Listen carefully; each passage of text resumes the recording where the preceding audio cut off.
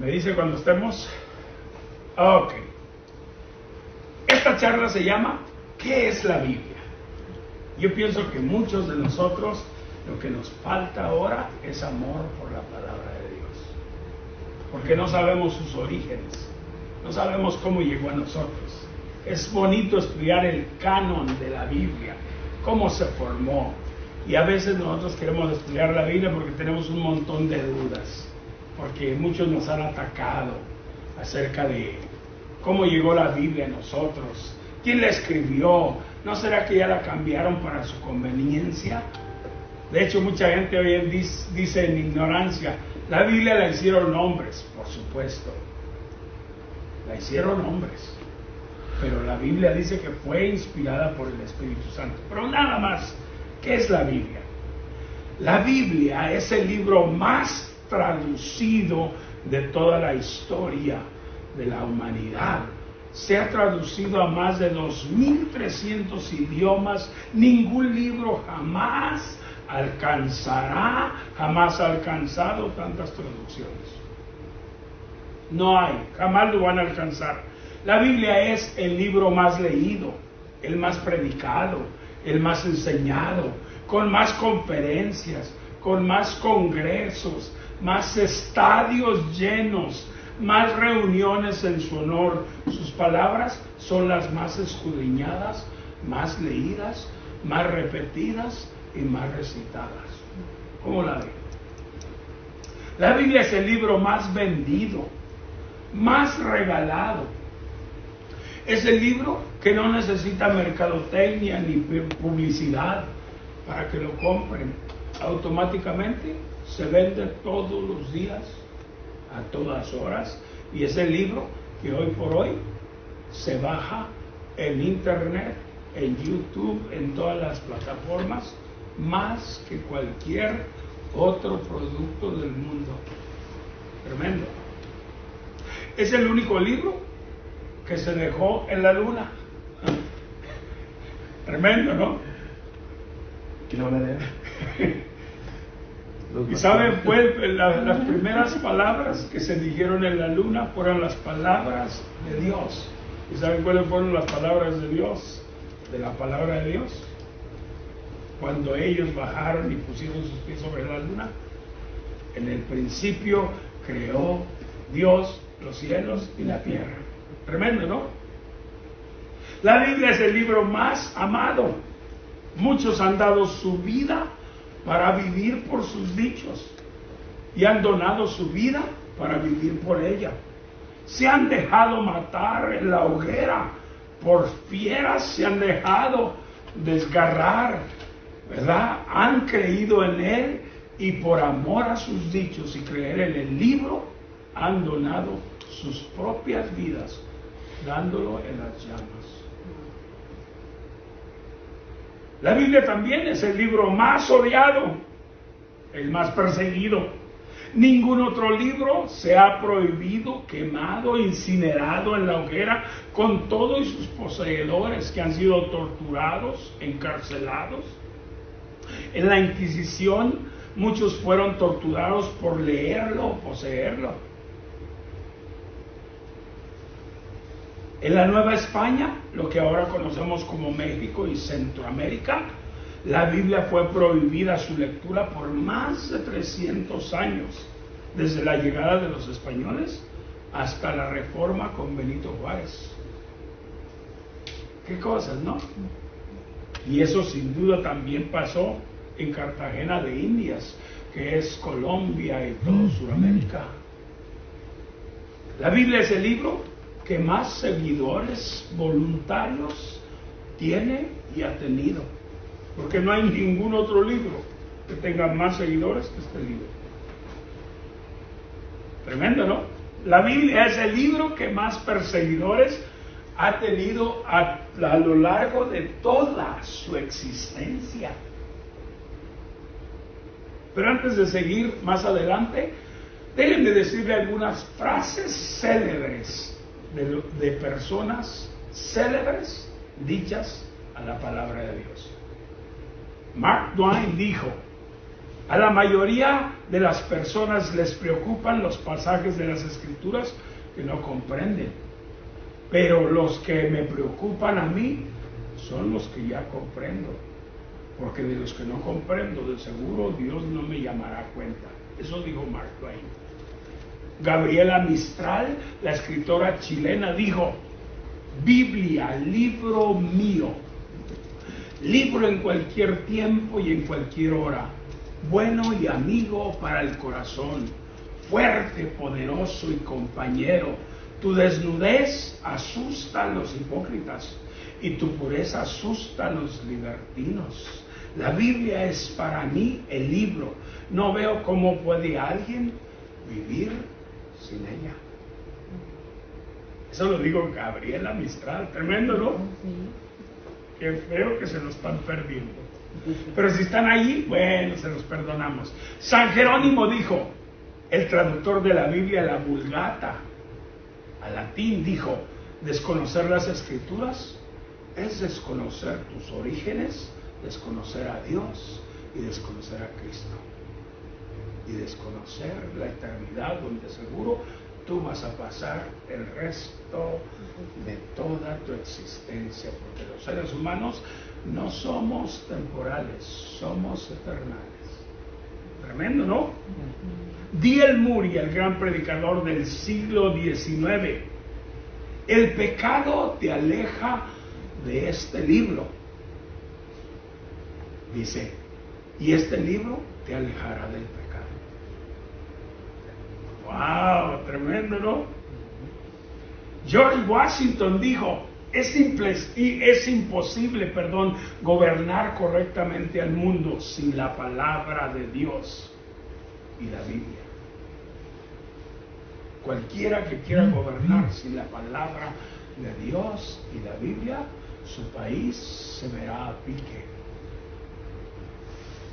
Charles Dickens dijo: el Nuevo Testamento es el mejor libro que el mundo ha conocido y conocerá, porque no hay otro mejor que él. Abraham Lincoln dijo: este gran libro es el mayor regalo que Dios ha dado a los hombres. Si no fuera por él, no podríamos distinguir ni siquiera el bien y el mal. Y cuando los seres humanos se alejan de este libro, y la sociedad o una nación se aleja de este libro, esa ciudad, ese país y ese mundo, ¿sabes?, cae a pique en el mal y jamás alcanzará el bien. Spurgeon, otro predicador de grandes avivamientos, dijo: nadie envejece nunca con la Biblia.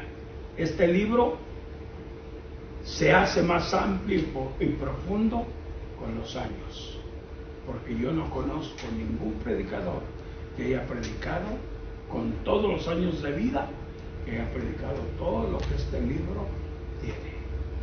Porque entre más le buscas, más le encuentras.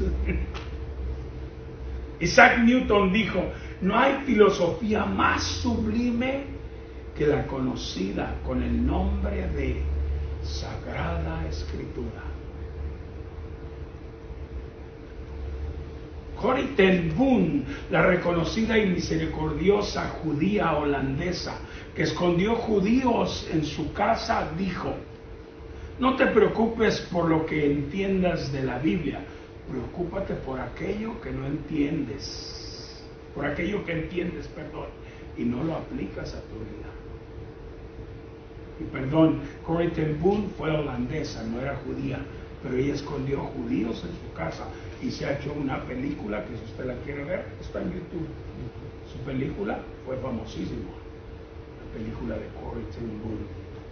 Thomas Jefferson dijo: siempre he dicho y diré que el estudio de la Biblia hará mejores ciudadanos, mejores padres, mejores esposos, mejores hijos y hará un mejor país. David Livingstone dijo: todo lo que soy se lo debo a Jesucristo, que se me ha revelado a través de este libro divino.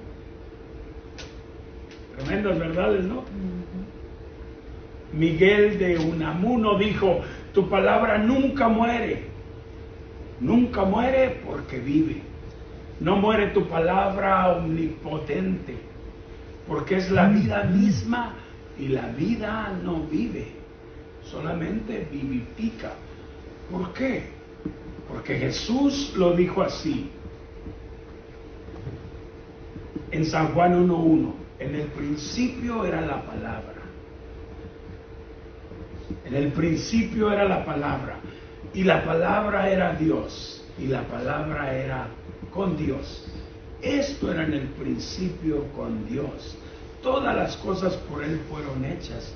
Y sin la palabra, nada de lo que ha sido hecho fue hecho. En el verbo, en la palabra, estaba la vida. Y la vida era la luz de los hombres.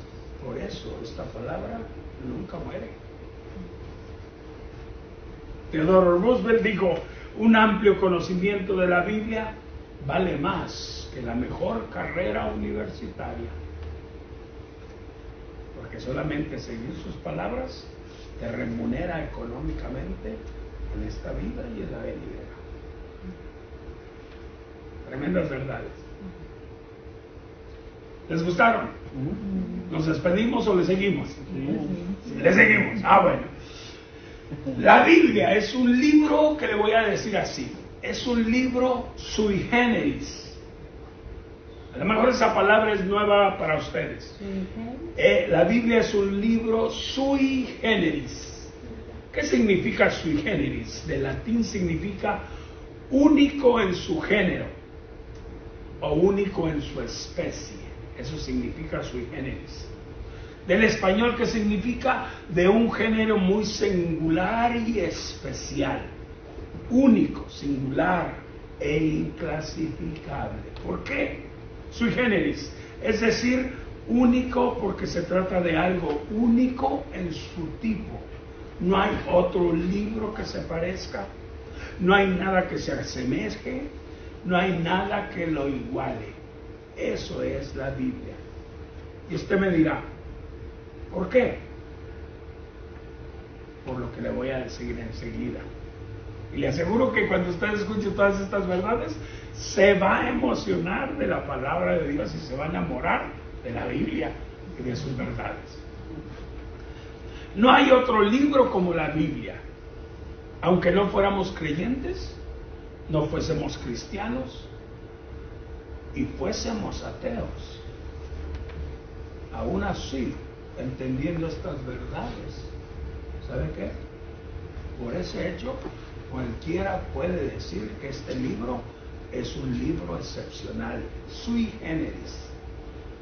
¿Por qué? Porque mucha gente habla en ignorancia, en tontismo. Nada más repiten como el papagayo lo que otros dicen, pero jamás han estudiado ni siquiera cómo se comenzó este libro. ¿Por qué? Les voy a decir algunas cosas. Primero, aunque es un libro, fíjense, aunque es un libro, es una biblioteca de libros. Por eso, este libro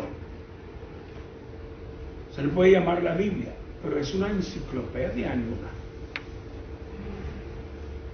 La palabra Biblia es el plural de libros, así como la palabra Santa Biblia debería de decirse Biblioteca Divina o Enciclopedia Divina.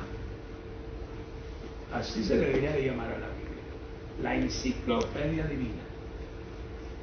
Segundo, porque es un libro sui generis, único y excepcional. No está escrita en un solo idioma.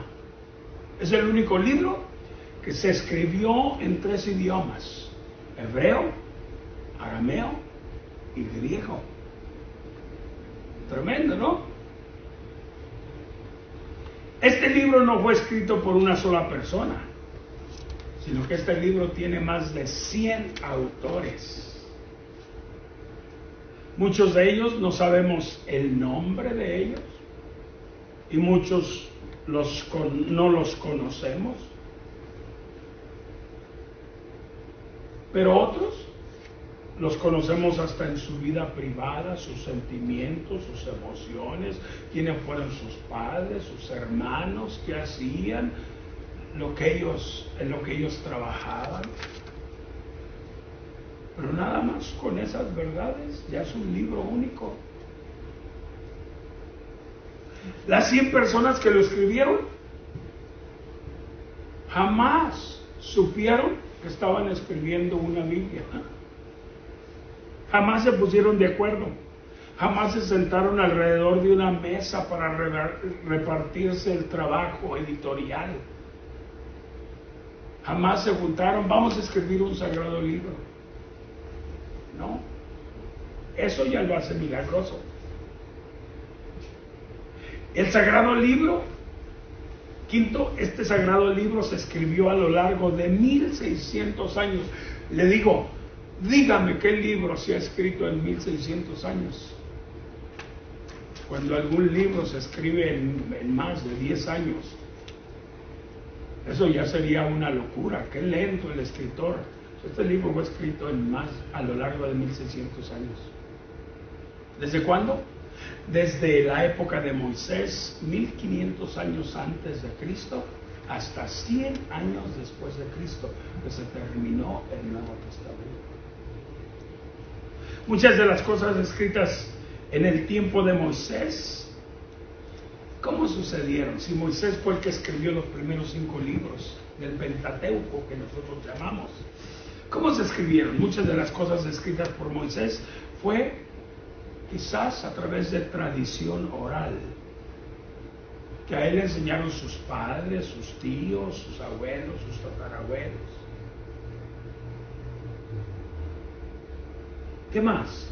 Fue Moisés quien escribió la historia y biografía de Abraham y todos los sucesos, de Jacob, de José, los hermanos de José, los reinados y problemas de José en Egipto. De Abraham a Moisés habían pasado ya 400 años. ¿Qué había en ese tiempo? Quizás habría documentos o porciones o relatos o canciones o poemas. Y fue Moisés el primero que escribió todos esos relatos desde el Edén hasta la salida del éxodo de Egipto.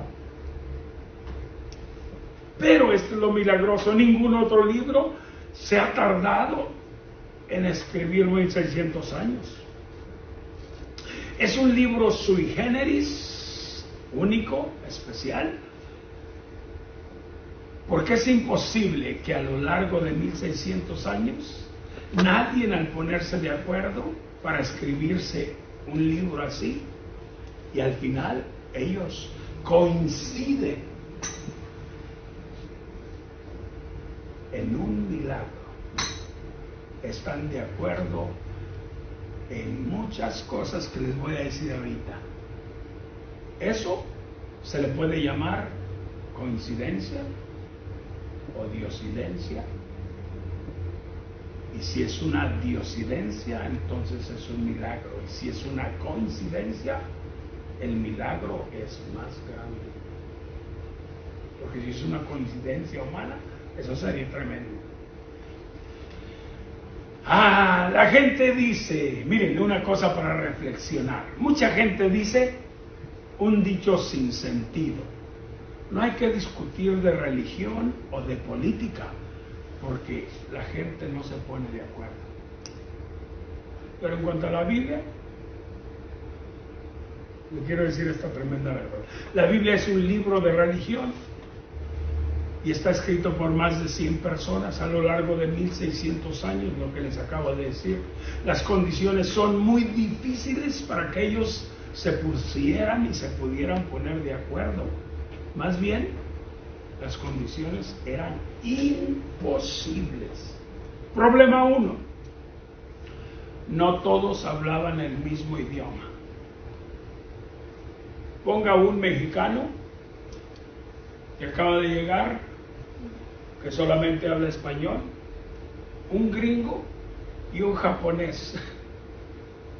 En primer lugar, no se ponen de acuerdo ni estando en el mismo lugar, ni en la misma ciudad, ni con la misma gente, diría Juan Gabriel. No se podrían poner de acuerdo.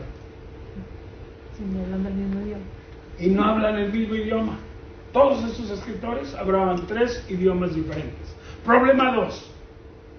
No todos escribieron en la misma época. Hay muchos años de diferencia de uno a otro. Miles de años. Si ahorita hay un problema, dicen, es que yo ya no entiendo a mi hijo.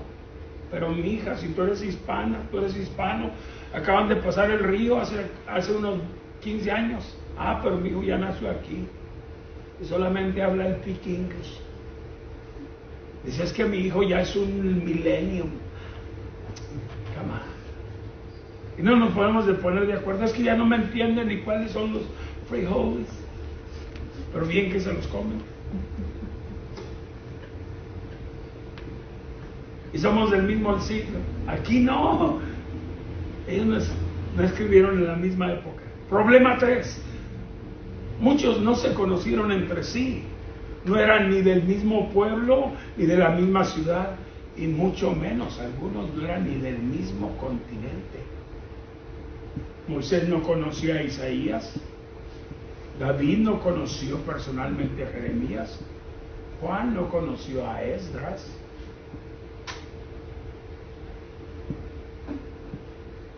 Tremendo, ¿no? Problema 4. No tenían la misma profesión, no todos eran teólogos. Si todos hubieran sido teólogos, hubieran estudiado teología. ¿Qué es teología? Teo, Dios, logos, ología, estudio de Dios.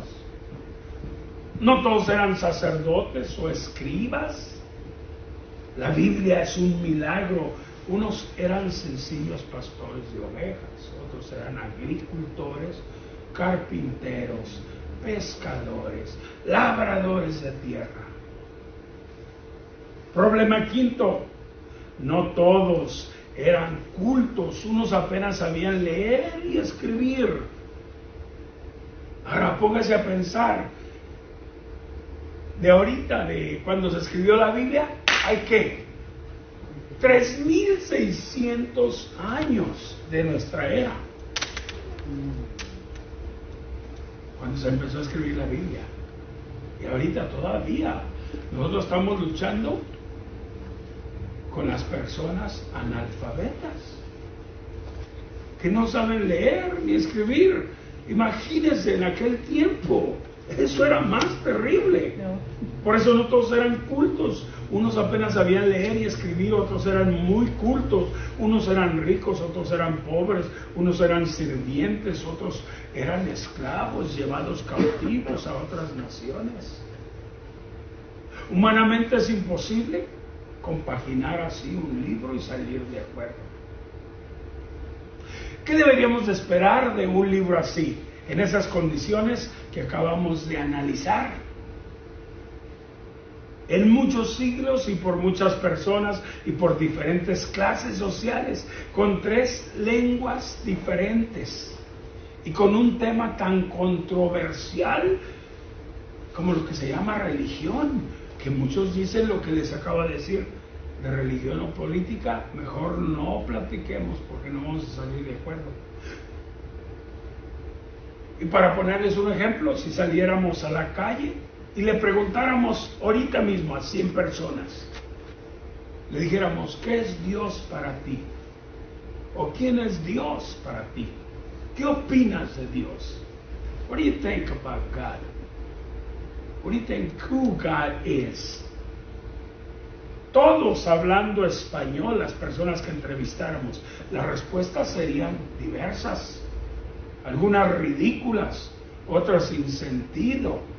Algunas respuestas serían locas, algunas respuestas serían irreconciliables para una mente cabal, porque solamente nosotros, al salir a la calle, preguntarle a algunas personas, lo hemos descubierto, ¿sí o no? Con los compañeros de trabajo.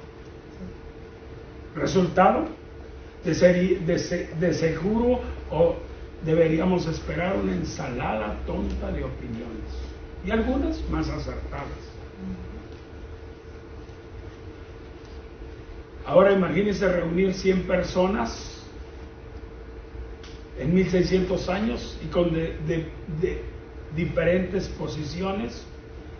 Y esas, nada más les digo, reunir 100 personas en 1600 años con diferentes posiciones económicas y les pidiéramos nada más que nos cocinaran un platillo, que le dijéramos, ¿por qué no me haces un platillo que se llama caviar? ¿Qué creen que nos cocinarían?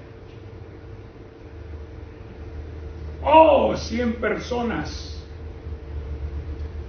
que vivieran en un periodo de 1600 años y les dijéramos, ¿por qué no nos cocinan unas fajitas mexicanas?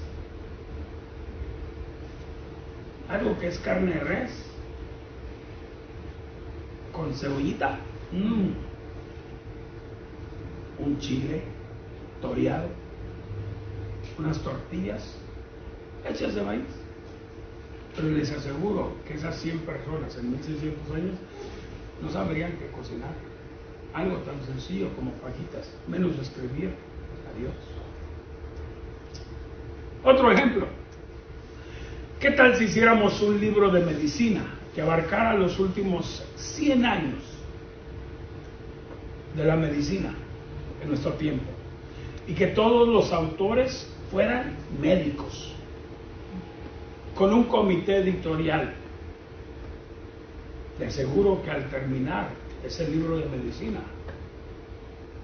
cada doctor tiene su opinión.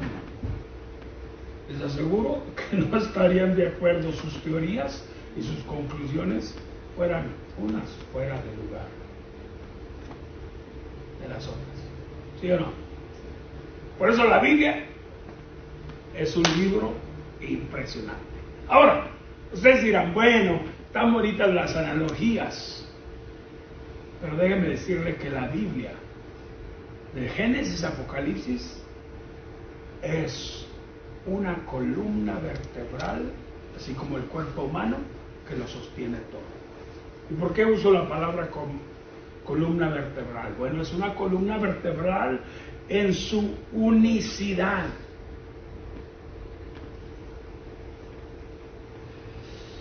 La Biblia en todas estas condiciones, con todas estas condiciones adversas, se constituye en una imposibilidad humana.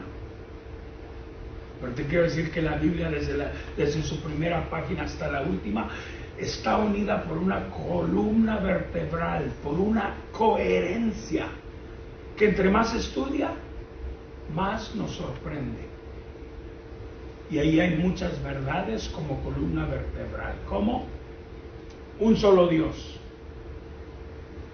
un solo Creador, un solo Redentor, un Dios omnipotente, omnisciente y omnipresente.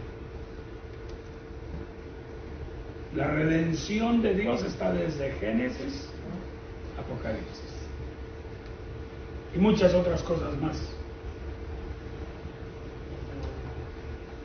¿Qué pasa de Génesis a Apocalipsis? Nos cuenta la historia de la creación del mundo y del hombre. ¿Y termina con qué? Con la destrucción del mundo y el hombre. Que por su maldad el mundo se termina. Pero al final Dios crea otro ¿qué? Otro cielo y otra tierra, restaurando al hombre y la tierra que el hombre y el pecado destruyen juntamente con el diablo. Se empieza con creación, termina con restauración de creación. El hombre en Génesis cae, en Apocalipsis el hombre es restaurado. En Génesis el hombre muere, en Apocalipsis el hombre ya no muere jamás.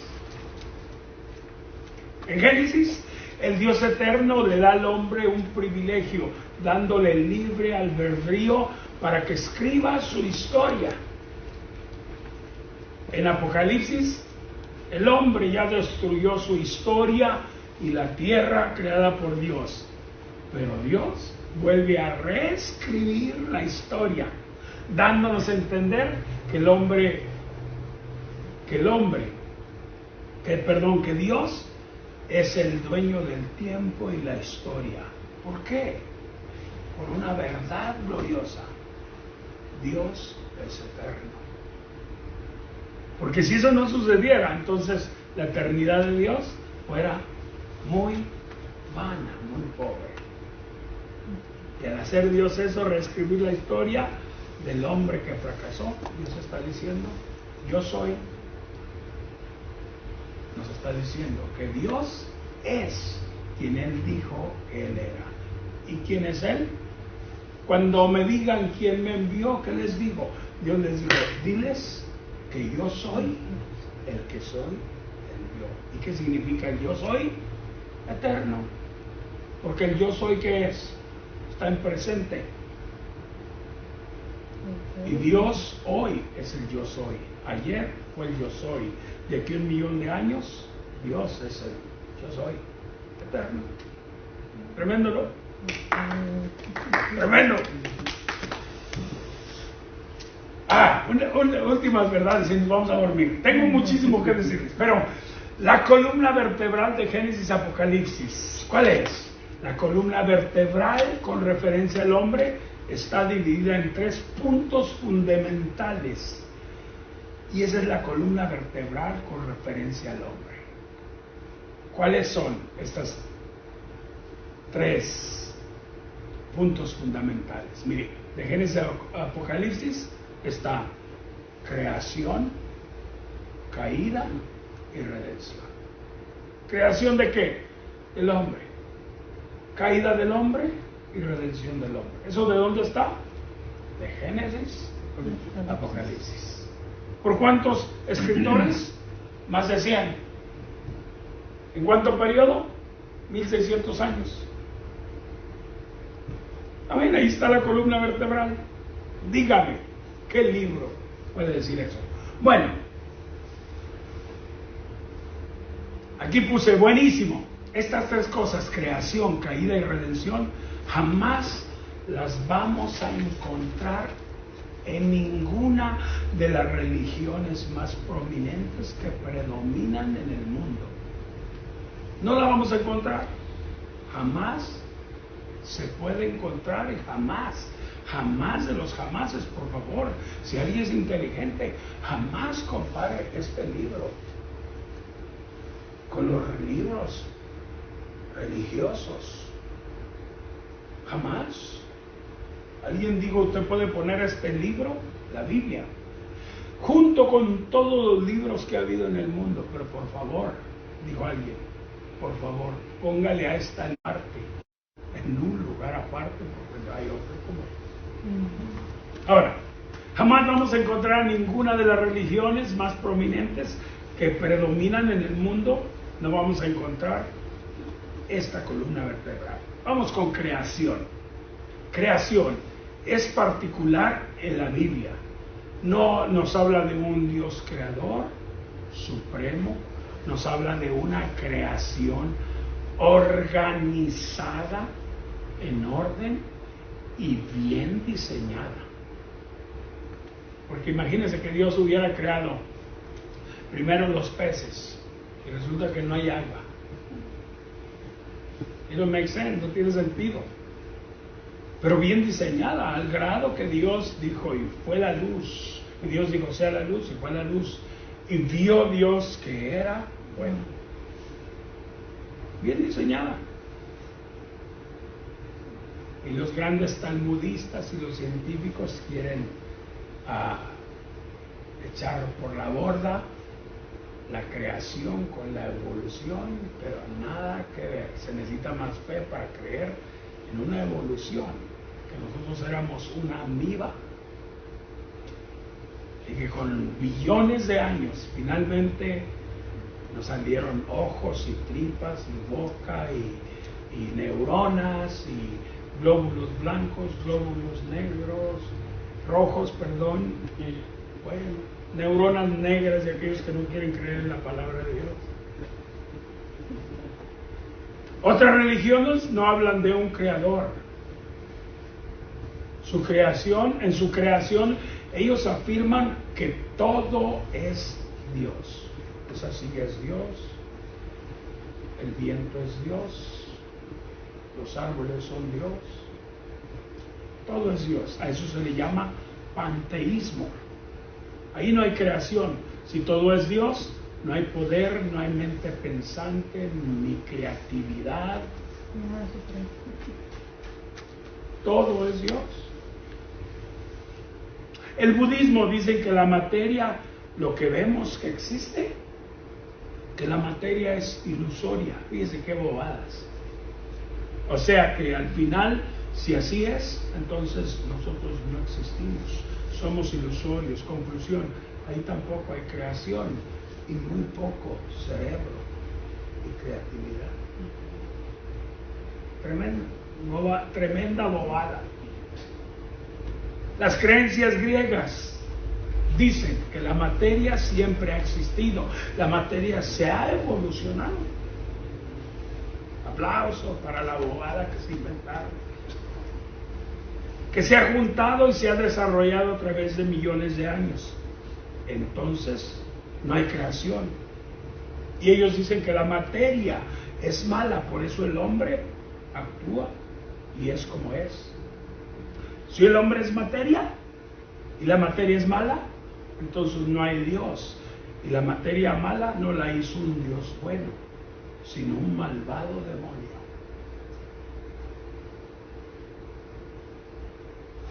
Y gente dice, no, lo que dijo Aristóteles, Platón, como dijo la Chilindrina, así sean. Pero aquí está buenísimo, solo en la Biblia se registra que la materia es buena, producto de una mente suprema, de un Dios bueno, de un Dios amoroso, que aunque el hombre no lo agradezca y el hombre es malo, Dios sigue amando su creación y sus criaturas que Él creó a su imagen y su semejanza, y por eso vino a rescatarnos y a dar a su propio Hijo, que es la copia, que es el original de la copia que somos nosotros, para un día rescatarnos, porque solamente el que es creativo y crea cualquier cosa tiene que amar lo que creó. Si no, pregúntele a un escultor que hace una estatua, aunque sea mal hecha. Pregúntele a un niño que hace sus garabatos y hasta dice, esta es mi mamá, y hace 2 patitas flacas. Pero él la ama porque es obra de su creación. ¿Cuánto más Dios? ¿Ven? ¿Qué tal? ¿Está buena, no? Creación, caída. En otras religiones se habla de errores, ignorancia.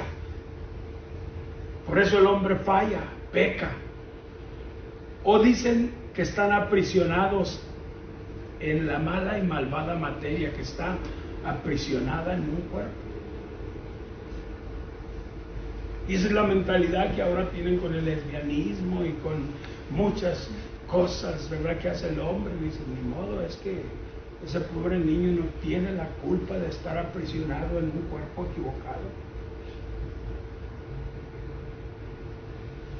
Pero no se reconoce en estas creencias de la caída, estas religiones, no se reconoce la culpa, el pecado, la responsabilidad, no se reconoce la separación de Dios, la condenación eterna, y quieren acallar la conciencia. Y quiero decir que no importa cuánta psicología le quieran meter al ser humano, el ser humano está dotado de una brújula que lo dirige hacia su destino, y esa brújula se llama conciencia. Que cuando el hombre está solo y peca, voltea hacia algún lugar, sea hacia arriba, sea hacia los lados, porque él sabe que alguien lo vio y un día tendrá que dar cuenta.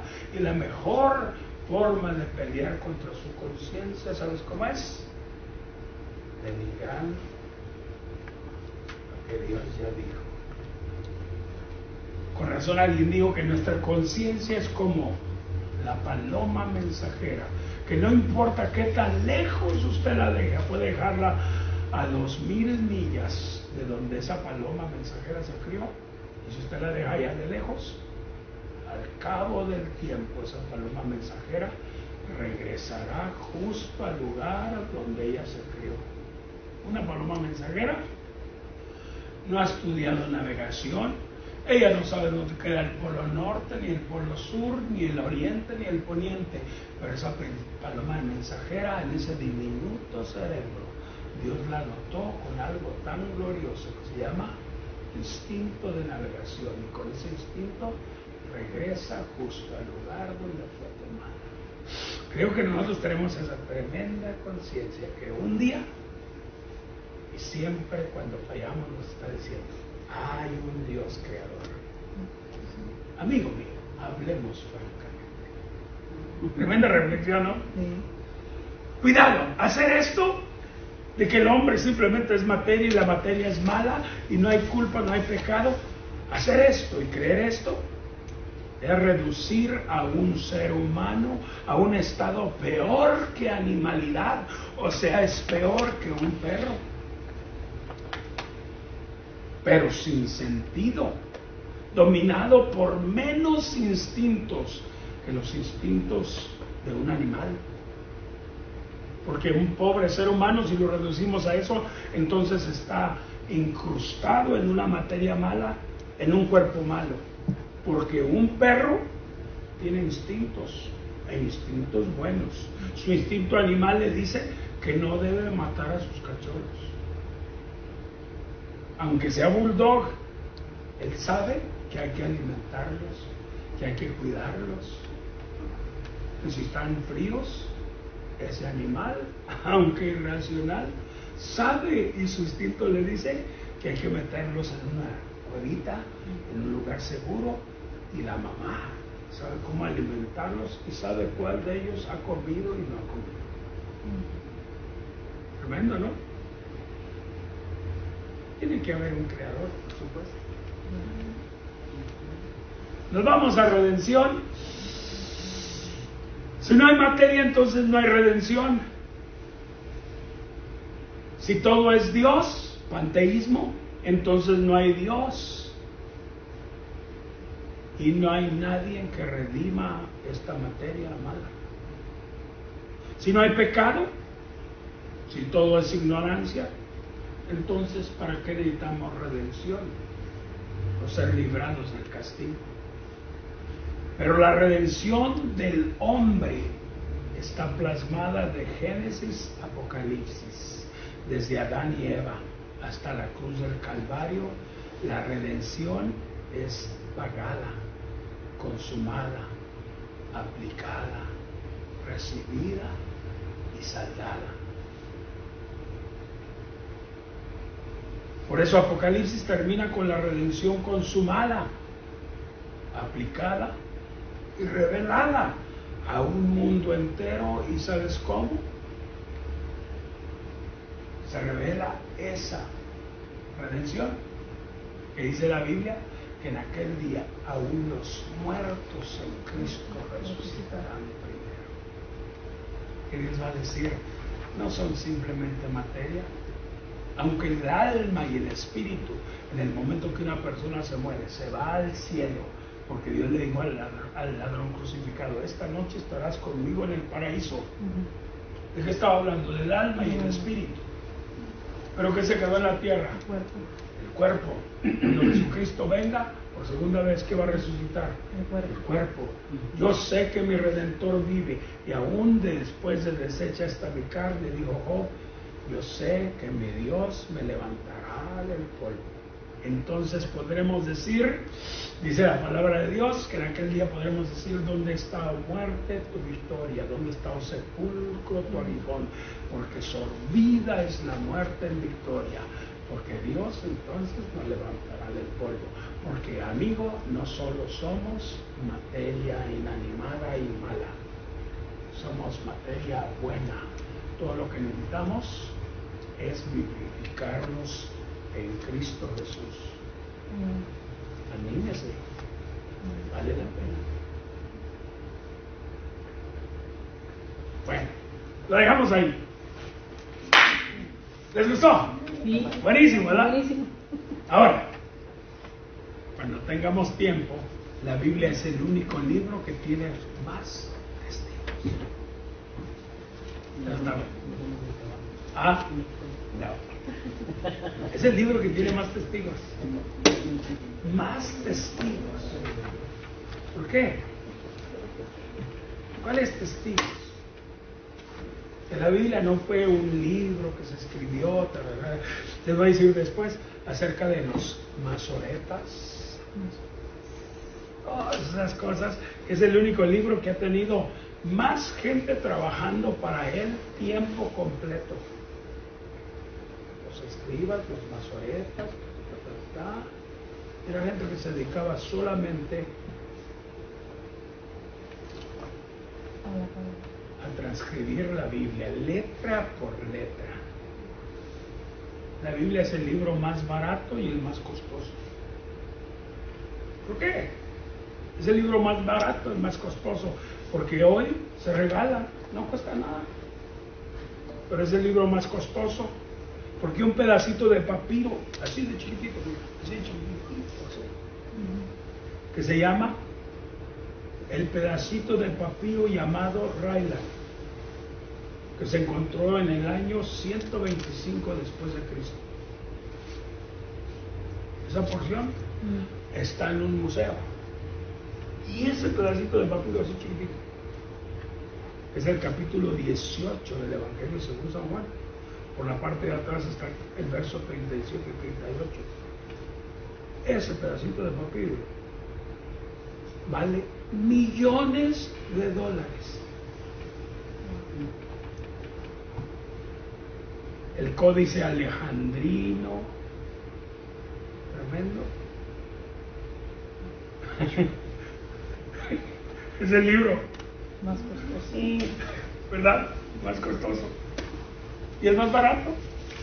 Es el libro más leído y el más abandonado, porque a lo mejor usted tiene uno de ellos ahí en su casa abandonado.